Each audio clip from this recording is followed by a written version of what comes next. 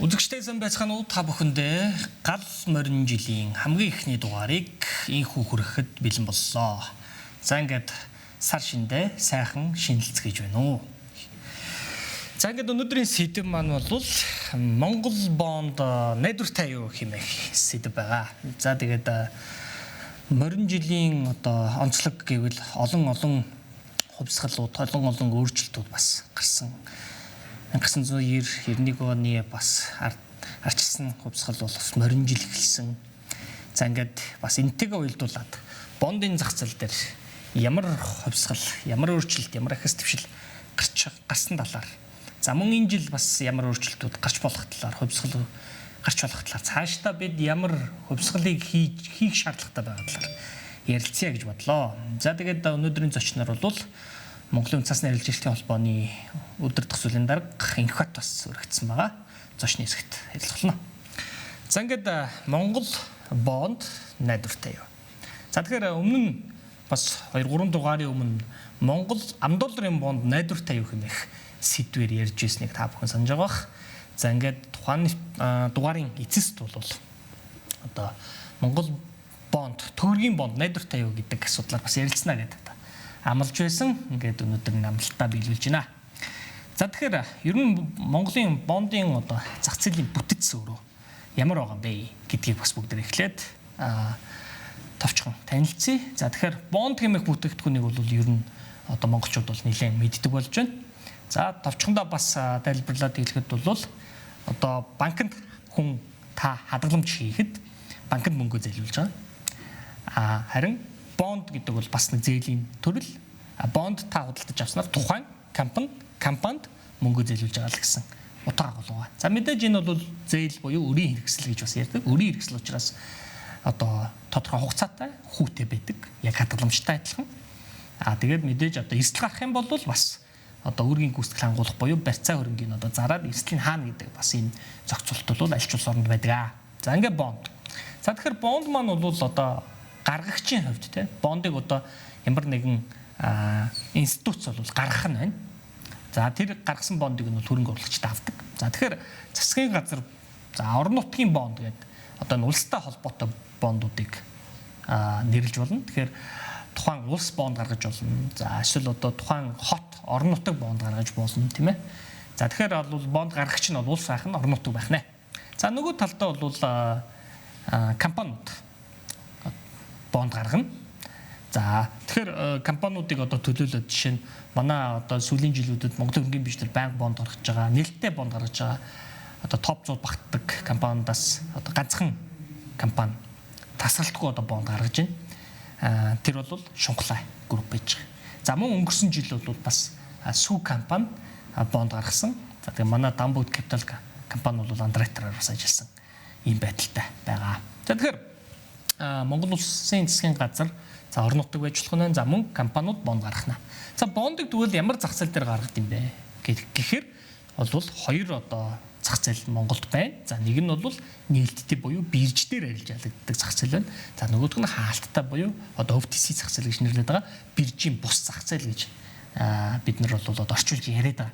Тэгээ энэнийг бол одоо ингээд юу гэдэг юм биржийн бус зах зээл гэдэг ингээд ярихаар бас нэг тийм жоохон хүн ингээд сонсоход нэг тийм эвгүй сонсогдоод идэг нэг тийм хууль босч хийж байгаа юм шиг, журмын босч хийж байгаа юм шиг нэг тийм тэ ингээд нэг юм хоёлаа ингээд юу гэдэг тэ ярихгүйгээр ингээд бирж дээр дээл тод биш байдлаар ингээд зохицуулчих гэж байгаа юм шиг. Нэг ийм орчуулга яваад байдаг. Энийг бас одоо зөв орчуулах хэрэгтэй болов гэж миний боддгийн. За тэгэхээр ямар ч тач бол олон улсад бол энэ зах зээлүүд хоёлаа байж байгаа. За тэгээд бүр тэр дундаа бол олон улсын зах зээл дээр энэ OTC зах зээл гэдэг нь бол өөрөө бүр хамгийн том одоо зах зээл байж идэг. За бас ийм онцлог байдаг. Тэрийг бол бид нар манай Монгол улс бол 5 жилийн өмнө бас эрх зүйн орчныг бүрдүүлээд нэвтрүүлж оруулж ирсэн ийм зах зээлийн төрөл байгаа. За түүнээс өмнө бол зөвхөн бирждэр л одоо манад бол бонд гардаг байлаа. Тэгэхээр биржийн одоо дээр гарсан бондыг та хөрөнгө оруулалт хийх юм бол хүний татвар нь 5% байгаа. За биржийн бус зах зээл дээр гарсан бондод та хөрөнгө оруулалт хийх юм бол хүний татвар нь 10% байгаа. Өөрөөр хэлбэл одоо хадгаламжтай бол ижилхэн байдаг. Тэгэхээр бол зардлын үед бол хөрөнгө оруулагчийн хүртэх өгөөжөөс одоо нэмэгдэж хасагдах зардал бол татварын зардал бол хадгаламжтай харьцуулахад бол ижлэх гэсэн үг. Бирж дээр одоо та гарсан бондыг авах юм бол харин бүр хөнгөлөлтөй байх нь 5% татвартай байдгаа гэдэг хэлээ. За тэгэхээр аливаа санхүүгийн хэрэгсэл бол эрсдэлтэй бас өгөөжтэй. За тэгвэл эрсдлийн хувьд ингээд бүгдээрээ тавиад үзье. За тэгэхээр хамгийн одоо бага эрсдэлтэй нь бол мэдээж засгийн газрын бонд. За орон нутгийн бонд гэдэг ингээд явна. За ингээд Монголын нөхцөлд бол дараачих нь бол хадгаламж болж байгаа. Том банкуудын одоо хадгаламж. За банкуудын хадгаламж бол хамгийн бага эрсдэлтэй тэ бол орж байна. За үүний дараа бол компани бонд орж ирж байна. За ингээд энэ мэтчлэн бол цаашаага одоо хувьцаа гэд явна те. За үл хөдлөх гэд явна. За тэгээд одоо бүр coin хүртэл тийм ээ явж болно шүү дээ. Тэгэхээр өндөр эрсдэлтэй байх тусмаа бол өндөр одоо өгөөчтэй байна гэдэг энэ зарчим бол аль ч одоо газар үйлчилдэг. Тэгэхээр эрсдэл өгөөж бол зоосны хоёр талаа. Тэгэхээр өнөөдрийн нэвтрүүлгийн хувьд бол дугаарын хувьд бол бид өгөөж бол айгүй тодорхой байгаа. Хадгаламжаас өндөр өгөөчтэй гэдэг нь бонд одоо айгүй тодорхой. Жишээлбэл Шунхлагийн бонд өнгөрсөн оны эцсээр 12 сард гарсан жилийн 18% хүүтэй гарсан 5% татвартай. Гэтэл 18% хүүтэй хадгаламж та одоо банкн дээр очиж хийе гэх юм бол байхгүй. Байх жишээтэй. За тэгээд хадгаламж хийлээ гэхэд татвар нь бол 5% байх, 10% байх жишээтэй те. Ийм байна. Тэгэхээр өгөөжийн хувьд бол ямар ч одоо ойлгомжтой, угаасаа ашигтай байгаад байгаа юм. Бонд гэдэг маань хадгаламжтай харьцуулах. За гол нь эрсдэл те. Тэгэхээр бид түрүүсэн хадгаламж гэдэг бол одоо банкнд мөнгөө зээлүүлж байгаа. Банк цаашаа тэрийг олон хүмүүсийн хадгаламжийг нийлүүлээд буцаагаад маш олон жижигдэж ингэж тарааж олон зээлтгэгч нарт тарааж байгаа. Гэдэг утгаараа банк бол эрсдлийг маш бага болгоод явчихдаг ийм институт. Харин бонд бол юу гэхээр та яг тухайн нэг компанид мөнгөө зээлүүлж байгаа учраас яг тэр тухайн компани чинь эрсдэл одоо таны бүх мөнгө эрсдэх боломжтой болчих. Банкны хувьд бол та тэр банкнд мөнгө өгдөө тэр таны мөнгийг банк хэдэн 100% хагаад хэдэн 1000% хагаад магадгүй одоо хэдэн 100,000 хуваагаад ингээд зээл болгоо гаргачих чинь эрсдэл хамаагүй бага болчихж байгаа л та. Тэгэхээр эрсдлийн хувьд бол ийм одоо том ялгаатай байдгаа гэдгийг бол бас хэлэх ёстой. За тэгээд хүүний хувьд бол энэ ингээ харагдаж байна. За бид дөрөв бол одоо бирждэр гарсан Шунхлаа бондын хүүг бол ярьсан. Тэгвэл OTC зах зээл дээр бол бондын хүү одоо ямар болоод байгаа би гэдгийг ингээ харах юм бол сүүлийн саруудад одоо өнгөрсөн 2025 онд бол асар их ингээ нэмэгдээд явсан байна. Дундаж одоо хүү шүү дээ энэ чинь бол. Тэгэхээр дундаж хүүний хувьд бол одоо 19% гараа авсан байна. За хамгийн нэдвэртэй хамгийн бага хүүтэй бонд буюу одоо хамгийн эсэл багтай хамгийн одоо өндөр бага хүүтэй бонд бол 19% тай байна тийм ээ 19% тай харагдаж байна. За тэгэхээр энд бол ингээд ийм хүү бол их өндөр байгаа. Тэгэхээр бондод хөрөнгө оруулалт хийснээрээ одоо хадгаламжтай харьцуулахад бол өндөр өгөөж бол хүртнэ гэдэг нь бол айгүй ойлгомжтой харагдаж байгаа юм аа. За тэгэхээр мэдээж эрсдлийг бол гол асуудал болж таарч байгаа. Тэгэхээр эрсдэл тал дээр бол одоо бүгдээрээ зочинтойгоо бас нэлээд сайн асууж ийн. Эрсдлийг яаж хаах вэ? Хаах боломжтой байгаа вэ? Ирээдүйд хаах боломжийг бүрдүүлэх вэ? За мөн одоо бонд авахтаа юунд анхаарах вэ гэдэг дээр бол бас ярилцах болно. За тэгэхээр бондын зах зээл бол яхахгүй сүүлийн жилүүдэд бол бас бүүм хийж байна. За бүүм гэж байгаа шалтгаан бол бас энэ статистикуудаар ингээ харагдана. За тэгэхээр энэ жил жишээлбэл Өмнөгов аймаг одоо анхны орон нутгийн бондыг гаргах гэж байна. 150 тэрбум төгрөгийн бондыг гаргаад одоо 70 задгадын 50 мегаваттын цэцлэгээ станцыг одоо санхүүжүүлнэ гэдэг ингээ төлөвлөө явж байгаа. За нийтдээ бол энэ бол 500 тэрбумын одоо ийм төсөвтэй төсөл байгаа. Энэ жилийн хувьд бол 150 тэрбумыг ингээ босгоно гэдэг. За ийм одоо төлөвлөгөөтэйгээр ингээ одоо эд ажил нь ингээ явж байна. Өмнөгов аймаг хамгийн анхны одоо орон нутгийн бондыг гаргахаар явж байна. За үүний дараа бол мэдээж хэрэг дулааны одоо цэцлэгээ станц 5 сая одоо хэдхэн хоногийн өмнө 200 тэрбум төгрөгийн бонд гаргаад одоо энэ ажлыг эхлүүлээ гэдэг шийдвэрийг засгийн газар гаргалаа. За энэ бондыг нь бол нийслэл өөрөө гаргаад ингээд одоо энэ ажил бол явахар боллоо, эхлэхээр боллоо. Гэдэг нь бол ингээд тодорхой харагч. Тэгэхээр нийслэлийн хувьд бол бас өмнө нь та бүгд санаж байгаа. Одоо 500 тэрбум төгрөгийн бондыг нийслэл хот өөрөө бас гаргасан. За дотоодын зах зээл дээр 2 жилийн өмнө гаргасан. За гадаадын одоо олон улсын зах зээл дээр 500 сая долларыг бас нийслэл хот өөрөө гаргасан. За энэ сэлбэдийн төв рүү одоо хөрөнгө оруулалт хийнэ гэж гаргасан. За дотоодын зах зээл дээр гаргасан дээр 500 тэрбум төгрөгийн бондын одоо 300 тэрбумыг нь бол энэ бөөрөлжүүдийн цахилгаан станц руу бол одоо дамжуулан зээлдүүлэлт хийж одоо зээлсэн ийм байдалтай байх жишээтэй.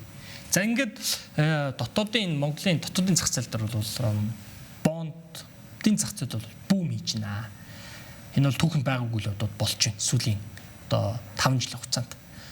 За ингээд хот бонд гаргалаа, гадаад дотоод зах зээл дээр ч гаргалаа. Өмнө гав бонд гаргах гад ажиллаад явж байна. За тэгээд мөн дээрээс нь бол бас биржийн зах зээл дээр Шунхлаа групп сүүлийн одоо 3-4 жилийн хугацаанд жил бүр одоо багаар бодоход 50-80 тэрбум төгрөгийн бондыг ингээд биржийн зах зээл дээр гаргаад бас явлаа. Тогтмол гаргаад явж байна. Топ 100 компани одоо нэг шүү дээ тийм ээ. Тэгэхээр топ 100 компаниуд ч гэсэн одоо энэ зах зээл дээр ингээд бонд гаргаад явж байна. Тэгэхээр жишээлбэл энэ Шунхлаа группийн хувьд бол энэ зээлжих зэрэглэлийн үнэлгээ тогтоолгоод тэгээ энэ хөрөнгө оруулалтыг бол татж байгаа. Тэгэхээр зээлжих зэрэглэлтэй тохиолдолд бол барьцаа батлан талд шаардлагагүй болох жишээний тийм ээ. Ийм одоо боломж бол бас энэ топ 100 компанид бол бүрдсэн байна. Дээрээс нь топ 100 компаниас одоо 5 тэрбум төгрөг хүртэлх бондыг барьцаа батлан талтгүйгээр гаргах боломжоос өнгөрсөн жилээс нээгдсэн. Тэгээд хамгийн анхны одоо топ 100-ийн энэ төрлийн бондыг сүү хувьцаат компани гаргасан. За бид одоо Тамбогд капиталын хувьд бас андреатораар ажилласан байгаа. Тэгэхээр ингээд топ 100 ч гэсэн одоо энэ зах зээл рүү гараад бонд тусгаад санамжлалт босгоод явхад эрх зүйн орчин бол улам бүр бүрэлдэсээр байна. Энэний үр дүнд бол ингээд үр дүнгууд гарч байна гэж хэлэх хэрэг. За гэтэл хамгийн том бүүм хаана явсан бэ гэхээр өвтөсийн зах зээл дээр явцсан.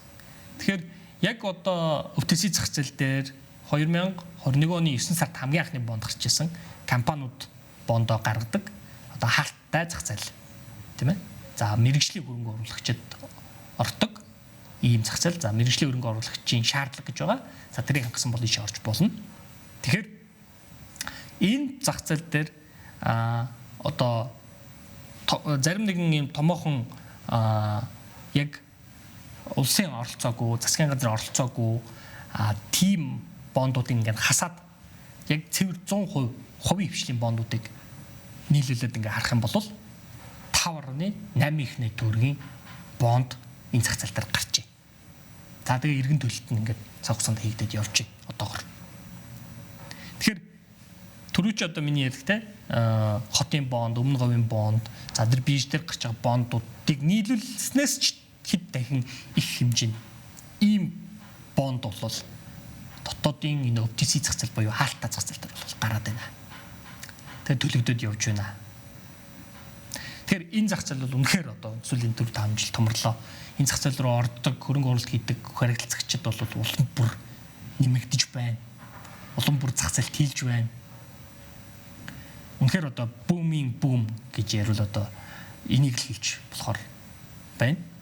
За тэгээ мэдээж хэрэг нэг талтаа бол энэ компаниуд ингээд бонд гаргаж байгаа. Нөгөө талд бол одоо үнцасны компаниуд, андреаторын компаниуд энэ бондын материалыг бэлдэж за тэгээд эрсдлээ үнэлж тооцооллоо хийгээд тухайн компани бондыг гаргах хэсгийг шийддэг. Энэ зарчмаар явж байгаа. За ингээд гаргая гэд материалаа бэлдээд шийдвэрээ гаргалаа гэж бодоход материалаа бэлдээд энэ үнцасны арилжаа эрхтийн холбоо гэдэг байгууллагын бүртгэлийн хороонд танилцуулдаг. За ингээд энэ хороо 3 хүний бүрэлдэхүүнтэй энэ 3 хүн одоо бүртгэх хэсгийг шийддэг эцсийн байдлаар.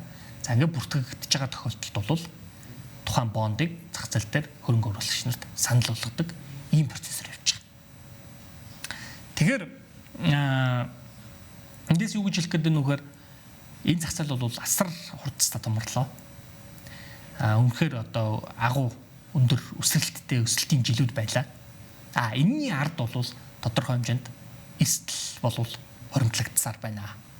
Тэгэхээр аливаа зүйлтэй эрсдэлгүй зүйл гэж байхгүй. Эрсдэл одоо гарах нь тодорхой хизээ вэ гэдэг асуудал байна. Тэгэхээр эрсдэл бэлэн байх хэрэгтэй. Эрсдэл өөрөө учрахад хариу арга хэмжээнд тодорхой, эрсдлийг бууруулах арга хэмжээнд тодорхой, авах хариу арга хэмжээнд тодорхой, асуудлыг богино хугацаанд шийдэх эрх зүйн орчин нь тодорхой, санхүүгийн схем бүтцэн тодорхой, оролцогч нарын тодорхой байж одоо асуудлыг шийднэ. Тэгэхээр одоо бол бид нар энэ ингээд мэдээж өндөр өгөөжтэй өндөр ашигтай гэдэг нь бол хинт ч хараад одоо ойлгомжтой байна. Тэ? Одоо 4-р ангийн хүүхдэд тэ 3-р ангийн хүүхдэд тэ 15% хадгаламж нь ашигтай байна уу? Тэ 19% бонд нь ашигтай байна уу гэвэл тэгээд арифметикийн одоо тэ 100 дотор тоолоод нэмээд сураад үзсэн. Ялгуур нэмэх үржир хуваахыг мэддэг хинч тэ ямар ч одоо хүүхд хүртэл 19 нэх байна гэж хэлж чадна. Гол нь эрсдэл. 19-ийн цаана ямар эрсдэл аваад байгаа гэдгийг бол харин хэлэхэд хэцүү. Удирдахад хэцүү. Ялангуяа манайх шиг ийм докторгүй эдийн засгт орд. За ийм байгаа. За тэгээд мэдээж энэ компаниудын бондыг бол одоо төрөө жимнэлснэр үнцасны компани, андеррайтинг компани бол гаргадаг. Өөрсдөө дүн шинжилгээгээд гарах хэсэг шийдээд материалаа бэлдээд арилжаа эртийн холбоонд бүртгэлийн хороонд танилцуулна, 3 хүн танилцуулна, тэр 3 хүн гаргана гэвэл гарахыг зөвшөөрж ийн гэвэл гарна, зөвшөөрөхгүй байна гэвэл гарахгүй. За ийм байдлаар энэ зах зээлийн механизм болвол ажиллаж байгаа. Энийг бол 5 жилийн өмнө эрх зүйн орчинд бүрдүүлж өгсөн.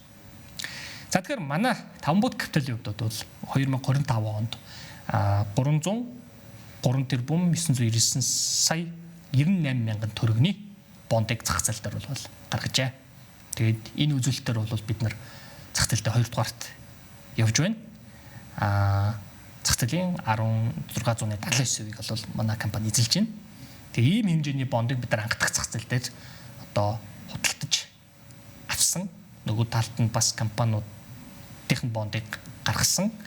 Нөгөө талд нь энэ бондуудыг одоо анхдах зах зээлээс харилцагчид худалдаж авсан гэсэн үг. За тэгэхээр 25 он бол үнэхээр одоо гайхалтай өндөр өсөлттэй жил байлаа. За 21 онд зах зээл эхэлсэн. 21 онд зах зээл эхэлсэн. 21, 22, 23, 24, 25 гайхалтай өсөлттэй жил. Энэ оноос бол нөхцөл байдал нэлээд өөрчлөгдөж байгаа. Бодлогын зохицуулагч байгууллагуудаас бол банк санхүүгийн одоо тий банк ус санхүүгийн байгууллагуудын энэ санхүүжилтийн их усртээр нь бол нэлээд одоо ийм хатуу зохицуултуудыг хийж өөрчлөлт оруулснаар одоо энэ өсөлтийг бол тодорхой хэмжээнд удаашруулж эрсдлийг бууруулах арга хэмжээг бол авсаарч байх болно гэж бодож байна. Тэгэхээр энэтэй холбоотойгоор өсөлт өрөө бурж байгаа учраас энэ бондын олдоц бол одоогоор бол маш бага болж байна. Тийм учраас одоо ингээд найдвартай одоо бондуудыг сонгохоос гадна бас тэр найдвартай бондууд маань бол бас олдцын хувьд багасаад ирж байна. Тэгэхээр энэ жилийн хувьд бол нэлээд бас одоо өсөлт хязгаарлагдсан сонголт багтай. Тэгтээ бас эрсдэл нь буурсан ийм жил байхаар одоо харагдаж байна. За ингээд нэвтрүүлгийн эхний хэсэгт нөхцөл байдлын анализыг та бүхэндээ хүргэлээ. Баярлалаа.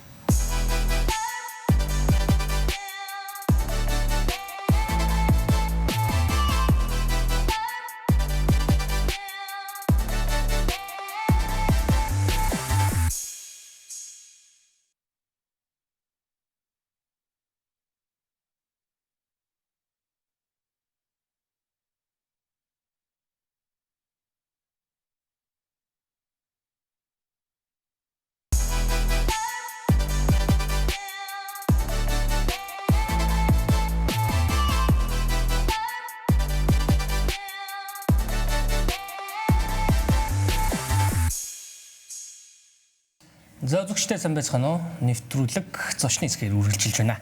За энэ удаагийн нэвтрүүлгийн зочноор бол Монголын үндэсний арилжаа хэрэгслийн холбооны өдөр дах зөвлөлийн дарга Инхбат хүрэлцэрсэн байгаа. Ирсэнд баярлалаа. За баярлалаа. За тэгэхээр нэвтрүүлгийн эхний хэсэгт бол нөгөө бондын зах зээлийн талаар гол одоо мэдээлэл янз бүрийн статистик дүгнэлтүүд ингээд бас өгөөд явсан байгаа.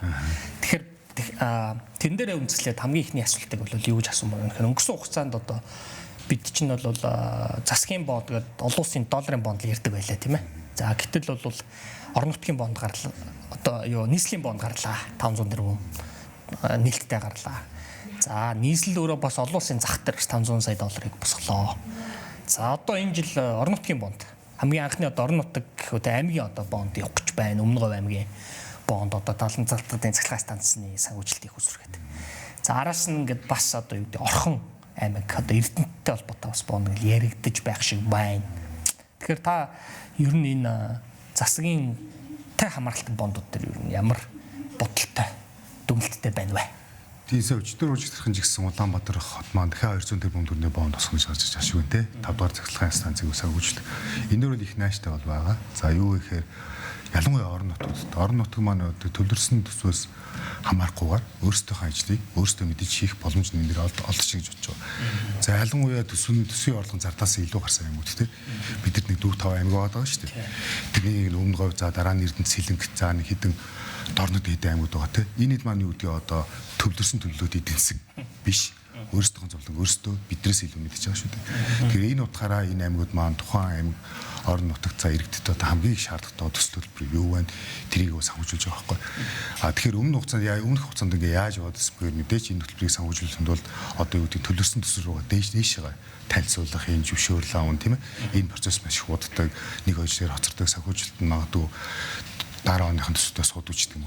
Энэ том эрсдлээс болоод тэр бүтээн байгуулалтууд руу магадгүй аж ахуйн ордгоо байсан. Гэтэл энийг нь үнцаас гаргаж буй одоо тэр тухайн орон нутгийн засаг захиргаа өөр дээрээ эрсдлээ аваад ингээд борлуулж байгаа маш таламжтай байгаа. Аржины банкуд маань ч гэсэн энэ хөрөнгө оруулалтын сонирхол их байгаа даа. Тэгэхээр цааш ч гэсэн энэ бонд өшөө сайн хөгжөөсөө томроосоо гэж бодчих штеп. Нөгөө талд бас нэг эрсдэл байгаа штеп. Одоо нөгөө тэр чи өөр тий одоо бонд гэдэг маань зээл. Тэгэхээр эргээд төлөх ёстой. Тэр нэг санхүүгийн хариуцлагын асуудал яриад штеп. Тэгэхээр тэн дээр ер нь бас ямар дүгнэлттэй. Тэр их чухал штеп. Одоо ингээд сая сүүлийн сошиал орчим Улаанбаатар хотын 500 тэрбум төгрөг 500 сая доллар олон улс дээр өсгсөн мөнгө маань одоо сэлбэдэд бүтц одоо зарцуулагдахгүй байна гэсэн юм байж байна. Энэ үл ясаг үнэн байхгүй. Гэхдээ яг зүгээр ингээ эргээ харахад арай болоог багтан гаргацсан юм шиг бол харагдаж байна.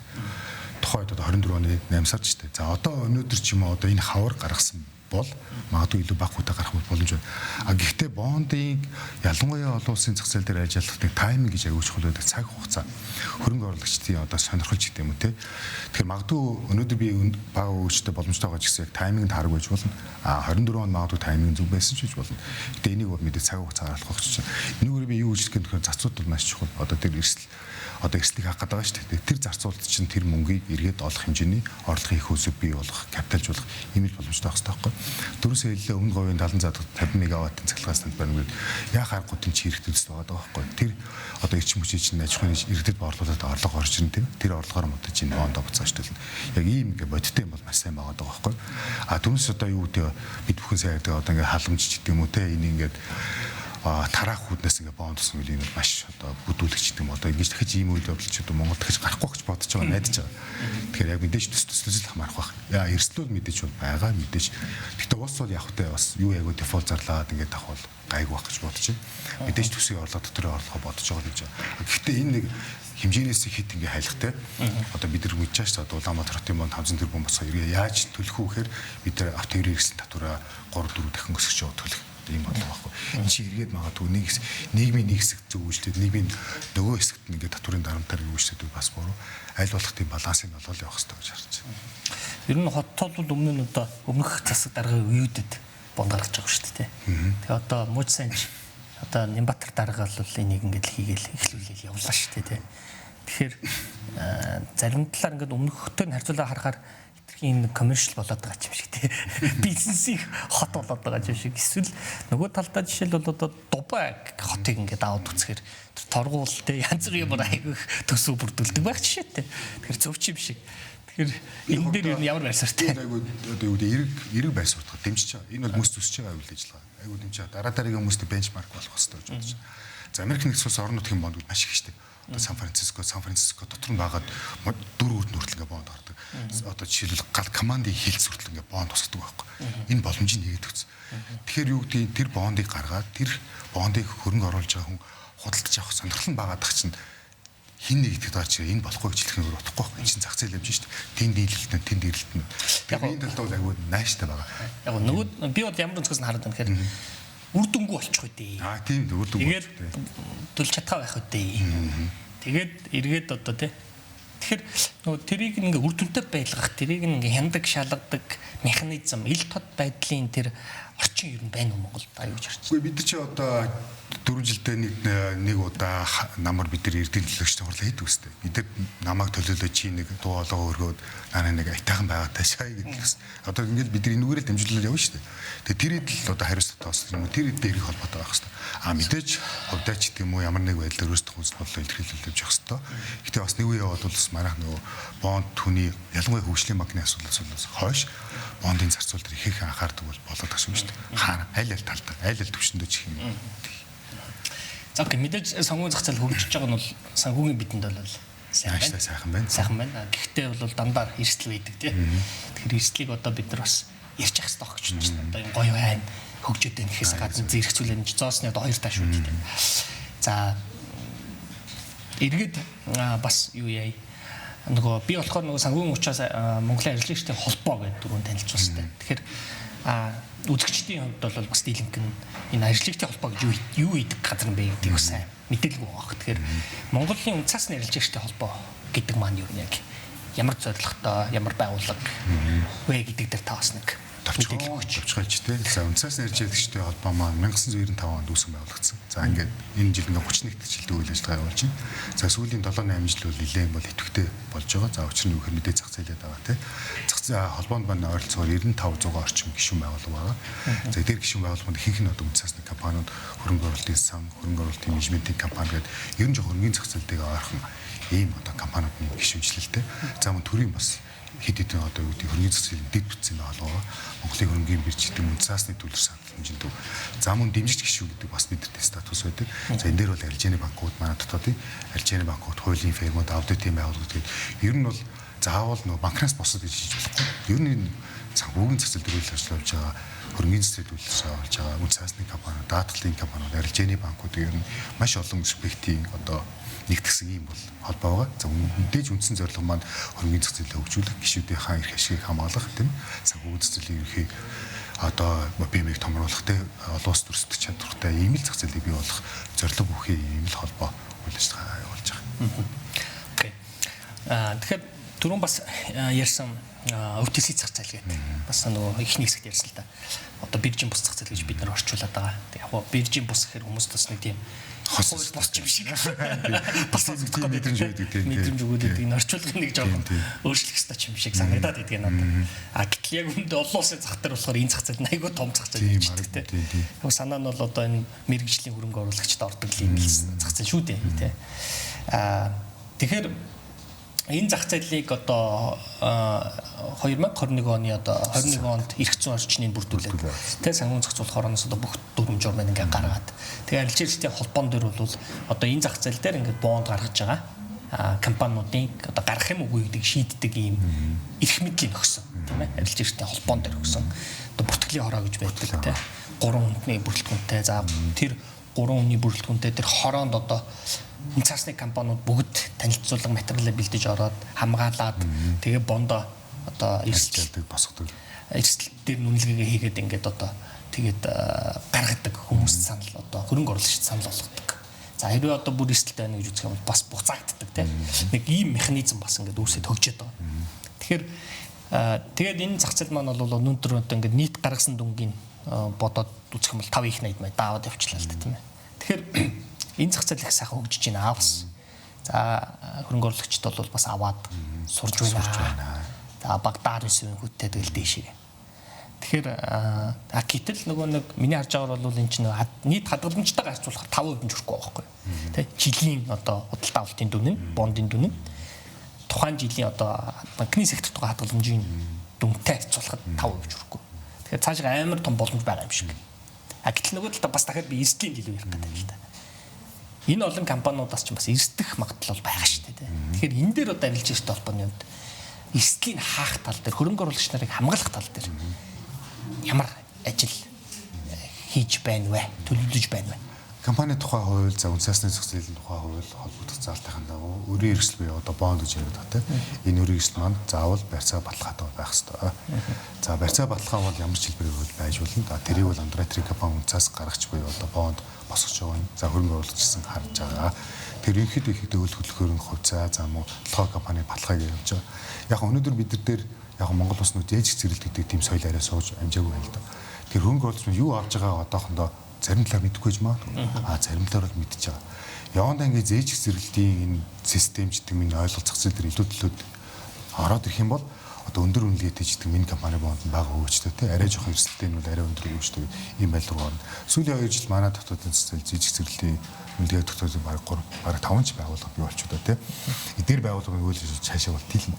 Гэхдээ зээж зэрэлт хит найдажуулахгүй. Одоо юу гэдгийг тэгээ хоёр өнцгөөс нь л тийм. За нэгт одоо зээлж зэрлийг тодорхой хэмжээнд ингээд тавилаа. За B ч гэдэг юм уу, A ч гэдэг юм уу тавилаа. Манай төр засгаас гинти шийдвэр гаргадаг тийм. Энэ шийдвэрийн тухайн үнцээс гаргаж тийм нөлөөлөх том эрсдэл байгаа. Одоо жишээ нь банк үсгийн секторыг бол нэлээд чангалж байна. Тийм одоо жишээ нь одоо тийм. Одоо за иймэрхүү төр засгийн бод гинти огцон сюрпризүүд байж болох тал та. За нөгөө талаар бид нар 2008 оны Америк нэгдсэн улсын subprime mortgage одоо юу нэг ипотекийн зээлийн нэс үүдэлтэй санхүү зав шашаа дэлхийн эдийн засгийн хямралыг үүсээ. Эний үндсэн зөв бэкграунд нь болохоор тэр зээж зэрэл болоогүй л хэлсэн шүү дээ. Бүгд үнэлгээтэй үнцаас гэж бол хүн болон хөрөнгө оруулсан тэрэн дээр нь яг үүсмэл хэрэгсэл гарч ирээд одоо ингээд нэлээд баабалж нөхөөс үүсгэл. Гэтэл яг үндэ бас зээж зэрлийг зээж зэрэс байж чадаагүй байхгүй.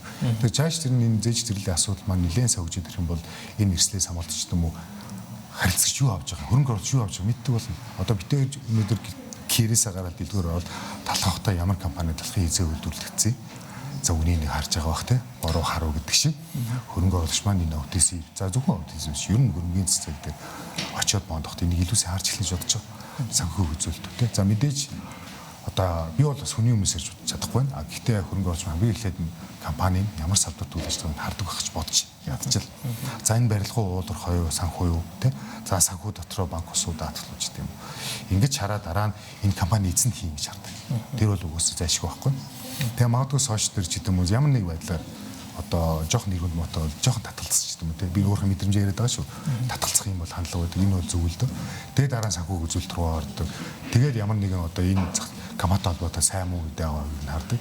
Тэгээ цаашдаа яг хуу энэ юм илүү их нарийн болоод ирэх байх гэж бодож байна. Тэгээ энэ дээр ч гэсэн манай гишүүн байгууллага underwriting компани маань сайн ажиллаад хөрөнгө оруулагч нартаа сайн мэдээлэл нөгөөд байх хэрэгтэй гэж бодож байна. Гэтэ мэдээж хаач хизээч эрсдэл байгаа. Тэр бол одоо юу гэдэг энэ зохицолд орж хүн болов мэдчихэж байгаа. Хизээвэл гэдэг байна. Тэгэхээр сая бол ингээд ойл ярьж та олон улсын жишг нь бол нөгөө юу байна? Зээлжих зэрэглэл байна. За ингээд зээлжих зэрэглийн дараагийн үнэлгээ, эрсдлийн үнэлгээ бол эрсдлийг хааж байгаа нөхцөл бол Монголын нөхцөлд бол одоо юу байгаа? Хувьцаа. За тэгээд за хувийн батлан даалт бас яваад байдаг тийм. За бүх хөрөнгөөрөө батлан дааж байна гэдэг. За дараа нь болохоор нөгөө тулгын компани батлан даалт. За тэгжсэн нь бас хувьцаа. Тухайн компани хувьцаагс барьцаалаад гэдэг тийм. За тэгээ ер нь хамгийн сонгодог нөгөө барьцаачд үйл хөдлөх байгаад гэдэг тийм. Тэгээ ер нь одоо энэ бол банкуудын хамгийн үнэлгээ дуртай авахыг хүсдэг зүйлж үйл хөдлөх шүү дээ. За гэтэл яг ингээд бодит амьдрал дээр бонд дефолт боллоо. Мөнгө өгөх боломжгүй боллоо хугацаанд. Тэгээд нөгөө үйл хөдлөхийг зарлаа гэж бодъё. Хамгийн сайн жишээ шүү дээ. Барьцаа дотор хамгийн сайныг зарах гэдэг тийм үү. Тэгсэн тэр нөгөө шүүхтэд явчихдаг те амар удаан хугацаанд ордог. За маргуул 2-3 жилгээд тэ нөгөө хүмүүс зогсчдаг те нөгөө иргэний хувьларч үлээ 50% хүнээс дэшээ явдаггүй гээл те ингээд хүүгээ зогсоод ингээд таацтай ч гэдэг юм те ингээ эн чи өөрөө хэрэг эрсдлүүсвэл энэ дэр чи аюу том артлын процесс нь өөрөө юм удаашралтай төвхтэй байгаа байхгүй. Тэгэхээр энэ дээр ер нь бондын эрсдлийг эрсдлүүслэхэд үл хөдлөхөөр хангаж байгаа тохиолдолд бид нар яаж жишээлбэл 30 хоногийн дотор 45 хоногийн дотор тий энэ асуудлыг шийдэж болох байна. Эргэцэн үед яаж шийдэх ёстой юм? А нөгөө талаас санхүүгийн зах зээлийн оролцогчид энэ дээр бас ямар оролцоотой байж явах ёстой юм бэ тий. Тэр чинь нөгөө талд нэг хүн л аавн штэ тий нөгөөлүүлэгч нэг хүн авж иж кэш болно тий. Тэгэхээр тэрийг нь бас нэг менежмент хийдэг бас компаниуд байх ёстой болж харах гэдэг тийм үү? Хөрөнгө оруулалтын компаниуд. Одоо үйл хөдлөлийн компаниуд гэдэг юм үү тий ингээд. Тэгэхээр энэ дээр ер нь таны байр суурь дүгнэлт юу те. Тэгээд ер нь яг энэ артлын бэк хэсэг өөрөө бэлэн байна уу? Үгүй яг хуулиар дагандаа гэдэг шиг. Одоо манай хууль чинь одоо шүүхийн шийдвэргээс одоо хууль гэж байна. Тэр хуулиар дагана. Одоо ингээд банкуудын холбоо очсон аржааны банкуудын төлөөлөл маань энийг ярьдаг шүү дээ. Одоо ингээд энэ шүүхийн шийдвэрийн процесс маш их удаан байна. Маш удаан байна. Энтэй холбоотой ингээд зардал өсөө тэр зардлыг зээлийн хүнний шингээ гэдэг нэг асуудал үүсдэг. Тэгээ энийг ядаж одоо байгаа одоо энэ зарцуулж байгаа цагийг ядаж 30% багасгах, 40% багасгах. Яг юу айгу 50% гэхээр бас болохгүй л дээ. Ягаад тэгэхээр бид чи хүний өмчтэй харьцаж байгаа байхгүй. Одоо бид нар нөгөө тал эсрэг тал байсан гэж бодлоо л дээ. Мөнгө зээсэн. Энэ чи миний өмч шүү дээ. Миний өмчийг бас ингээд дураараа ингээд бас ингээд айшлаад хин нэг итгэдэг шууд ингээд борлуулах. Энэ чи баланс нь олох хэрэгтэй байхгүй. Хүний өмчийг бид нар маш боломжтой харьцах хэрэгтэй. За энэ дээр бол маш сайн ойлголттой байх хэрэгтэй гэж байна. За үйл хөдлөхөрөнгө мэдээж түрүү сайн хэлсэн. Үйл хөдлөхөрөнгөний багслаа тэрэн дээр нь одоо бондсдаг тийм. Одоо ийм нэг дистресс асет гэж ярьдаг тийм. Энэ асетыг хөдөлж авдаг гадаад хөрөнгө оруулагч цаг хугацааны явцдаа бий бол гэж харж байна. За магадгүй энэ дотоод Remax гэж байгаа шүү дээ. Remax маань магадгүй ингээд одоо илүү бяс байгаа. Одоо зөвхөн зууршигч юм шиг одоо дийлрийн одоо пул үүсгдэг тийм. Энэ хэлбэр рүү орж хөгжиж чадах юм бол ингээд дараагийн зах зээл юусэн шалж гэхдээ байхгүй тийм. Одоо байхгүй. Хизээс энд бол нэг зах зээл байгаад байгаа байхгүй. За энэ зах зээлийг бас бий болгоход бас гадаад дотоод хөрөнгө оруулагч орж ижсэн шүү дээ Монгол. Mongolian Financial Group юу лээ бас нэг тийм нэртэй би марч. Тэгээ нэг жилийн асуум нь би одоо гарлаа гэж гарсан. Ягаад тэгэхээр төрөний хэлдэг цаг хугацаа маш их шаардсан бол бодоо байхгүй. Тэгэхээр ийм одоо кейсүүд бол гараад ирэх баг. Тэгэхээр энэ дээр нь бол яг стресс тасдаг худалдаж авдаг одоо үйл хөдлөлийн ч юм уу тим компаниуд бий болох цаг хугацааны явцад бий болох гэж бодож байна. За тэр хүн ярьсан байцааны хавцаа ураагаа баталгаа батлан тал дээр байгаа гэдэг чинь тийм. За мэдээж андеррайтерийн компаниудын үнцаасны компаниуд маань барьцаа батлан талдыг зүгээр хин нэг итгээд за би баталгаа гаргаж чана гэхээр заагаа явждаг биш үү. Тэр компаниас судлан тэр компани хөрөнгө нэрхээр байна уу байхгүй хуу хүн байх юм бол тэрэн дээр ямар бүртгэлтэй тэр шин бас цаана эдийн бүртгэлд бид нар цаана бүртгүүлээд ингэ явждаг байхгүй цаана. Тэгэхээр одоо яг бид нар юм болгоныг хараад яг одоо ингэ бас нэг сайнаар харах хэрэгтэй. Хизээнээс ямар нэг байдлаар эрсдлүүд үүсэхгүй шүү үүснэ. Тэр бол цаг хугацааны асуудал. Тэр нь магадгүй хамгийн бага түвшинд хамгийн хурдан шуурхай энэ дээр ажиллах хэрэгтэй.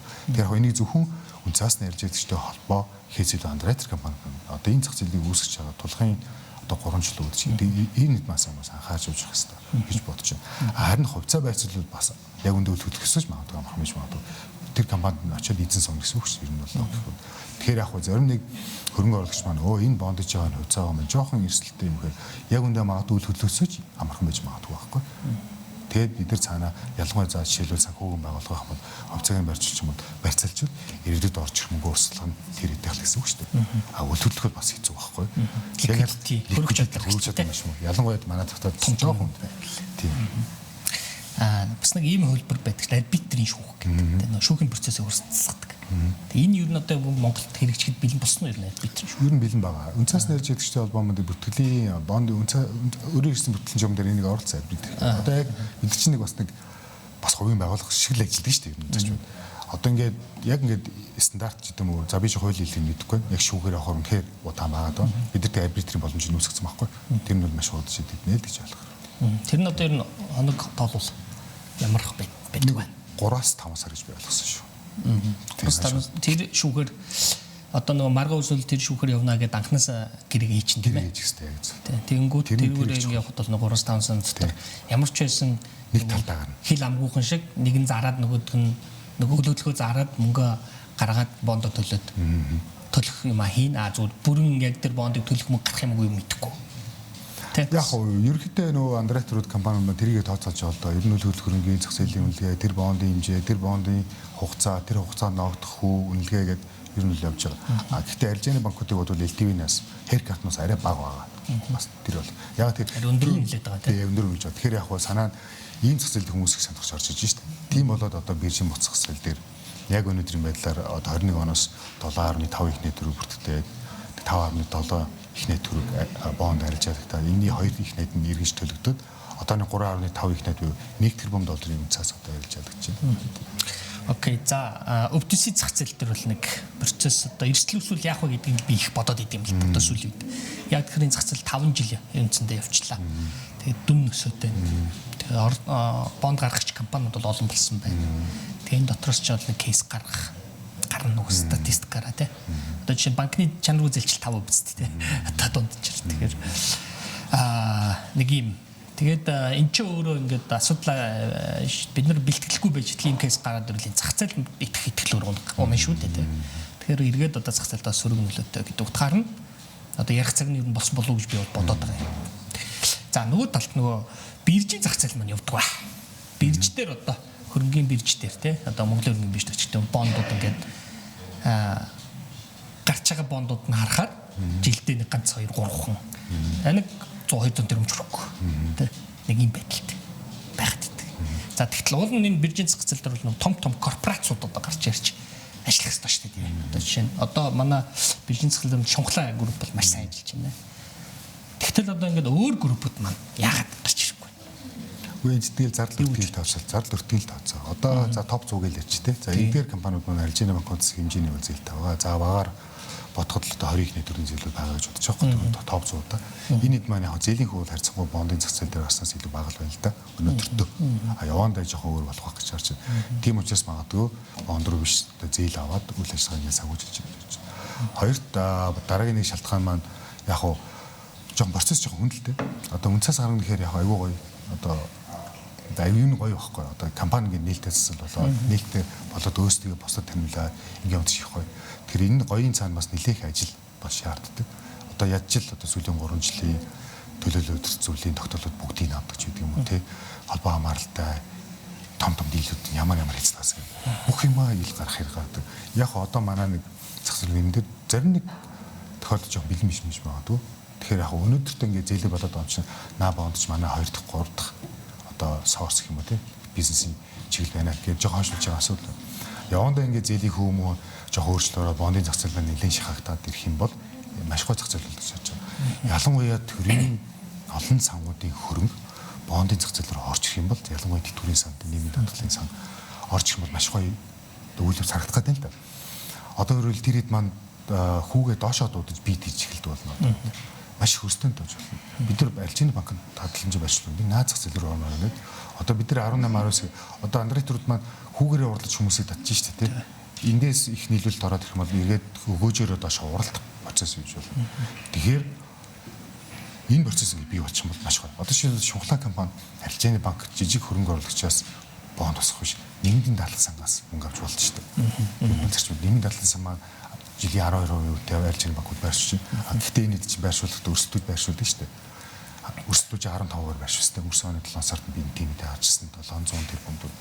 Тэрнэр бас нэмээд хэлэх юу гэхээр манай төр засаг зээлийн хүүгээ бууруулж арилжааны банкнаас нэг гараараа шаарддаг гэнэ. Нөгөө гараараа төрийн нэг институцуулах нийгмийн даатгалын санд эгөөсөр зарлыг өсгөж өрсөлдүүлдэг хооронд нь. Зүгээр энгийн одоо байгаа хүн 12 байхад хооронд нь өрсөлдүүлээд 15 төгрөг. Ингээл манай нөө төрийн залхамжлал уялдаа холбоолтдог. Тэгэхээр нийгмийн даатгалын сан арилжааны банкудад 12% дээр зээлүүж байгаа. Шунхлаач юм Петровс хинч хийж болно тийм. Одоо премиум групп ч 14 тав төгрөг өстэй байхгүй. Ингэж энэ зах зээл чинь юм өстэй. За магадгүй арилжааны банкуд нь бид нар арилжааны банкуудыг өрсөлдөж чадвал хамтарч энэ бол ерөөсөө ойлголцлын асуудал. Арилжааны банкуд нь хөрөнгөний зах зээл орох хэрэгтэй. Орчиж өөрсдөө хамтдаа өрчих байхгүй. Яг ингээд бид нар дээр арилжааны банкны нэг банкн дээр хуульд хэд хэдэн заалтууд байгаа л да. 17-гийн 1, арилжааны банкнд хуулийн 17-гийн 4, 17-гийн 5. За энэ заалтууд дээр энэ цаастанд хөрөнгө оруулах юм хязгаар ер нь бол чөлөөлт өстэй гэж харж байгаа. Одоо бид чинь 1990 оны хотош сэргийн босголт ч гэдэг тийм банк биш. 2000 оноод их 100 санаад банк биш болсон байхгүй юу вэ бодоод. Юу яагүй харилцаж хөрөнгө аваад товцоонд хөрөнгө оруулаад тэрийн нэрстэй хөрөнгө оруулалтын банкны үйлчлэл хэрэглэх банкуд бол ховорцсон. Зөвхөн өөрийн хэрэгсэл. Зүгээр нэг шийхэд магадгүй үнэхээр сайн харилцаж байла. Тэгээд тэр компани ол хөрөнгөний зах зээл гаргахыг хүсэж байна. Арилжааны банкн дээр очлоо. За таймын нэг цаасыг аваач гэхээр арилжааны банк бусад одоо өөр өмнө явсан дийлүүд дээр бий болсон үнцаасны 20% өрөнгө 20% та тулчаад тэр компани зээл аваад гэж хэлж байгаа байхгүй. Тэгэхээр тэр он чинь үнцээс армаар байгаа байхгүй. Тэгэхээр одоо юу гэдэг энэ нэг юм нэг жоохон суллаад өгмөр санагдаад идэг надад. Тэгэхээр магадгүй энэ арилжааны банкны өөрсдөө мэрэгжлийн хөрөнгө оруулагчтай одоо энэ чинь 90 их найдвар за дотоодын нийт бүтээгдэхүүн тэнцэн хэмжээний хөрөнгө тэн дээр үлдчихэв. Сулчлаатай 25% заавал байх хэрэгтэй гэхээр за нэг хамгийн багадаа 10 их найдвар төв банкны засаараа бодоход чинь ингээд байгаа байхгүй. Эндээс ингээд эргээд явах юм бол арилжааны банкуудын хуулиа энэ талаас нь ягаад төрүүлсэнчлэн одоо төрийн одоо олон сангууд ингээд хөдөлгөөд эхлэх юм бол боломжтой л гэж харж байна. Сангууд жишгтэй шүү дээ. Бис хүн нэмэгдэн шүү дээ. Тэ хүүгийн орлого. Окей. За сүүлийн асуултыг бас асуу. Энэ яг таны ярьсантай уялдуулаад. Энэ бүгд чинь өөрөө нэг хүний ч юм уу, нэг компани ч юм уу, Нэг одоо төрийн агентлаг хийх ажил биш байгаа байхгүй тий. Энэ бүгд ингэж уялдуулж энэ зах зээлийг хөгжүүлнэ гэдэг маань. Тэгээд дээрэс нь энэ нөхцөлд нь ийм байхад нөгөө талд нь энэ хөрөнгөний засгийг хөгжүүлэе гэдэг бодлого нь бас тодорхой болсон. Хөгжих ёстой гэж хэрэгтэй яриад идэг мөртлөө бодлого гаргаж өгөөгүй. Дээрээс нь тэр бодлогыг ингээд хэрэгжүүлээд араас нь хөөцлөд явах тэр бодлогын нэгж нь байхгүй. Тэгээ би ингээд сүүлийн бодоод байгаа. Энэ зах зээлийн чинь ингээд төрийн энэ зөв бодлого төлөвлөлтгүйгээр болвол хөгжихгүй байна л гэж би бодоод байгаа. Яа тэгэхээр бусад энэ улс орнууд чинь бид нар солилцын тасраад явцсан. Тэгээ гаднаас ялангуяа жишээ мөнгө тат ихээр танаа улсын тэ одоо бондыг авч ингэж 20% татвар төлж ирснээс тэд Монгол шиг тэ төгрөгөөр ингээд аваад эрсдэл мэсдэл орж ирснээс Сингапур дээр одоо татвар 5% байж гэдэг юм уу. Хонконг дээр 0 биш тийм. Тэ. Тэгээд тэр бондыг надад хамаагүй тэ бүтэн ойртой хонно. Тэгээд доллараар тэ. Тэгээд би ингээд баг татвар төлнө гэж байгаа юм. Тэнгүүд энийг хэн хийх вэ гэхээр эн чинь төрийн бодлогын асуудал байхгүй. Тэр татварыг хэдүү байлгах гэдэг чинь жишээлбэл ганцхан асуудал. За одоо энэ хөрөнгөний биржийн системийн асуудал байна бас тийм. За тэгээ продактын асуудал. Таны саяны хуулийн дотоодын хуулийн орчны өөрчлөлтийн асуудал. Тэгэхээр би бол нэг сүүлийн үед ингэж бодоод байгаа. Яг энийг ингээд нэг хариуцаад хийгээд явж идэг юм хөгжлийн бодлогын институт байх хэрэгтэй байна. Нэгж байх хэрэгтэй. Институт гэхээр яг нэг тэр том сонсогч юм байна. Нэгж. Энэ миний бодлоор эдийн засгийн хөгжлийн амдар баймаар байгаа. Ядаж нэг 5 үнэтэй. Тэг ингээд судлаад тэгээ бодлогоо гаргаад бүх газруудаар ингээд бодлоо ядаж хууль санаачлах хэрэгтэй хууль санаачлах. Тэгээ тэрийг ингээд явуулдаг. Гэтэл одоо бусад төрийн одоо хөрөнгөний захтай холбоотой агентлагууд бол төрийн болон хувийн агентлагууд хинж хууль санаачлах хэрэг байхгүй байгаа. Тэгээ та энэ дэр юу гэж бодож байна? Одоо сайн анзарч ивэл одоо Төв Аз руу маш хэмжээний хөрөнгө олж утгаж байна. За Туркменстан, Казахстан. Энэ нэг момент байна да. Энэ момент байна. Тийм. Энэ улсууд руу орсон хөрөнгө оруулалт 5-10 жилийн дараа гарч ирэхгүй байхгүй. Энэ бол орж ирэхгүй. Тэр хөрөнгө оруулалтанд эрслээ бодоод одоо юу гэдэг инфляцаа бодоод ханшийн эрслээ бодоод татвараа бодоод орчоо гэдэг. Аль хэдийн би бол байршиж боллоо гэж би харж байна. Энэ хүсэж байгаа. Одоо нэг жоохон юм байгаа хаа. Тэрийг одоо бид нөө маргааш юу нь маш том реформ шинжилгээ үйлдэж явуулмаар. Бид нар яг хуу хөрөнгөний зохицлыг хөгжүүлэх замын зураг гэдэг сая үнсаасны аржаалагч холбоонд ингээд гаргаад ингээд бий болгосон. Энэ замын зураг хамгийн ихээр яг түрүүнд таны хэлсэнчлэн ингээд бодлого амар байгаа байхгүй. Хүмүүс маш ойлгомжтой байгаа. Одоо бид нар нөгөө юу капитал гейн буюу арилжааны ашигаас олох татварыг бид 90% хөнгөлөөд одоо тэр 90% хөнгөлөлт нь ингээ 2026 онд одоо энэ жилээр ингээ дуусгуулах чинь дээ яг одоо. За яг наан дахиад нэг хууль эрх зүйн орчинд өөрчлөлт сунгаж магадгүй. Гэтэл одоо ингээд гаднаас орж хөрөнгө болоо танаа энэ арилжааны ашигыг одоо олж байгаа 90% чинь энэ жилдээ ингээ дуусчих юм байна шүү дээ. Одоо нэг жилээр одоо бодож хөрөнгө оруулалт хийн гэсэн байхгүй байхгүй. Тэгэхээр бид нар ингээ нэг ийм нэг асуудал байна. Хоёр бидний нэг тархиндаа байд юм уу юунд байд нүүдэлч нэг соёл байна яхаа. Ингээ нэг газар очиж нэг удахгүй явдаг шүү дээ. Өөрөөр санаа нэг юм ярьж байгаа л тэгэл удахгүй өөрсөд рүү орчдөг ингээд үсрээд идэг. Тэр магадгүй бид нар энийг хийж чадахгүй өөр нэг одоо хин нэг явчихсан бацуулах хэрэгтэй юм шиг байна л да. Одоо чи бид тэр хин нэг чадахгүй бол яг тийм нэг өө эн чи яасан бэ ингээд бацаа сууж идэг хүн байх хэрэгтэй юм шиг надаа энэ нүгээс доктортай. Одоо энэ дэс хэлэхэд 2019 онд бид нар зээл хөрөнгө оруулах үндэсний стратеги бүр улсын хурлын тогтоол болгож гаргаж ирсэн. За тэгсэн. Маш олон агентлагууд субъектууд ороод за энийг хийх бүр ажлын дараалал бас ягаад ч юм хааны газар ингээл гацсан шүү дээ тий. Тэгээ сая сүүл хавар энэ үр дүнгийн танилцуулсан. Тэгээ нэлээд үр дүнг бас одоо ингээд дахиад ажил хийсгээ явж ах шиг байна л да. Тэгэхээр яг хаа бид нар ганц нэг зөрөгтэй алхам бол хиймэр байна. Ялангуяа хөрөнгөний зохицол дээр татврын шинжилгээг маш том хиймээр санагддаг. Яа тэгэхээр бид нар бодлогын одоо замын зураг гарчаад байж идэл тэрийг гисээр байтал нөгөө нэг Төв Азийн улсууд шиг бүгдгээ байршиж байгаа байхгүй. Одоо жишээ нь тэр Казахстан бол 48 он хүртэлчилөө 68 он хүртэлчилөө ингээд шийдэж байгаа. Маш ойлгомжтой байгаа байхгүй. Тэгэхээр одоо юу гэдэг манай зах зээл рүү орж ирэх ийм улс төрийн эрсдэлтэй, ийм ханшийн эрсдэлтэй, ийм өндөр инфляцтай, ийм макро эдийн засгийн докторгүй нэг улсаас шийдэх хамааралтай. Энэ улсад орж ирэх хамгийн том инсентив буюу урамшуул бол татвар байхгүй. Бид нар энийг л тавьчих хэрэгтэй. Энд одоо хөрөнгөний зохицолд орж байгаа жилийн татвар миний би хаар багцаар ярьж байгаа шнэ 200 орчим тэрбум байгаа байхгүй. Жилд 200 шүү дээ. Энийг бид нар менеж хийгээд тодорхой хэмжээнд одоо sacrifice гэж ярьдаг те төр хаяад энэ зах зээлийг харах хэрэгтэй байхгүй. Бид нар 2090 оноос 2017 хүртэл банкны хоёр шатлал тогтолцоо бий болгох. Бид нар арилжааны банкны хадгаламжийн үнэс татвар авахгүй. Эсвэл тэр бид нар банкудаар дэмжиж явсан шүү дээ. Энэ үед хөрөнгөний зах зээл бүр балчир өгөх татвартай л байгаадсан. 17 онд нэг ярьж байгаа нэг татвартай болсон хадгаламжийн үнэ болгосон. Одоо ингээд хөрөнгөний зах зээл ингээд татвартай. энийг нэг аржины банкаа нэг дэмжсэн шиг энэ зах зээлийг дэмжсэн гэж. Би нөгөө аржины банкуудыг ингээд ингэж юусэн юу. Яг тэр аржины банк энэ зах зээлийн өөрөө нэг том оролцогч нахгүй. Өөрсдөө ч дуртай байна. Тэрсэл ойлголцсны асуудал гэж боддог.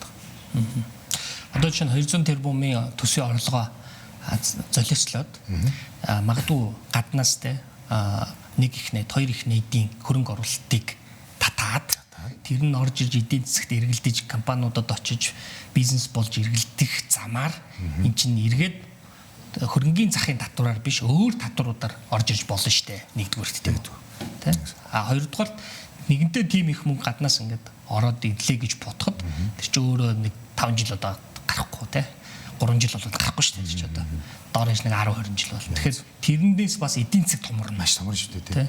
Тэгээд дараа нь татвараа нэмж байна шүү дээ. Ялангуяа хувьцаа гэдэг нь өөр маш том эрсдэлтэй. Гадны хөрөнгө оруулагчийн хувьцаанаар оруулах бид бол алгаад ашиглах хэрэгтэй байхгүй.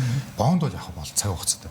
Тэр том эрсдлийг үүрж байгаа тэр хөрөнгө оруулагчид баярлаа гэж тэгээд за нэг хэсэг чамаас татвар авахгүй гэдгийг амлая гэдэг л хэрэгтэй байхгүй. Нэгдүгээр хоёрдугаар аржины банкуд руу их усроо орж нэмэр байхгүй.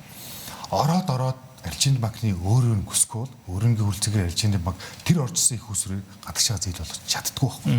Тэгэхээр хөрөнгөний зах зээлд энэ зах мөнгө маань ороод ирэх юм бол шууд одоо зах зээл гэдэг шиг эргэлдээд шууд эргэлдэх. Хин тэр мөнгөийг авах хин өгөх нь тодорхой байхгүй.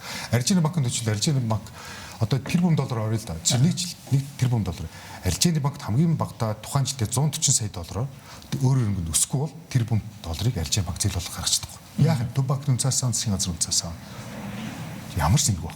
Гэтэл тэрбум доллар чинь дотоодын зэслэр яг хөрөнгөний зэслэр ингээ ороод ирвэл за энд нь магадгүй төрийн өмч сайн компаниуд байгаа. Энд нь топ 100 аж ахуйн хэмжээ анаац сууж тэр эдийг хооронд нь уулзуулаад за баярлалаа. Хувааж аваад бизнесээ эцгээгээд эдийн засгаа томруулаад дараа чинь жилээсээ өөр татвараар орлогоолж болно шүү дээ.